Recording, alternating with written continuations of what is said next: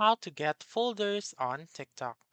Hi everyone, welcome back into this channel, and in today's video I will be teaching you how to get folders on TikTok.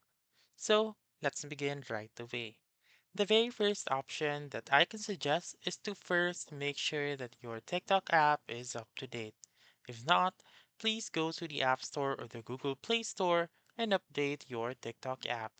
Once you have done that, you may now open your TikTok and then go to your profile found on the lower right corner of the screen.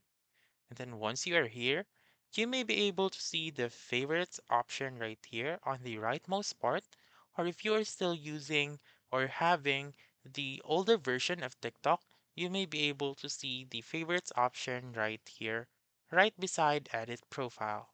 So go to favorites section and then make sure that you are on collections. So simply click on collections, and if it is your first time, you may be able to see this um, text which says create new collection. So click on create new collection, and then for example, I will type in sample, and then you may only um, type in a name that is a maximum of 30 characters.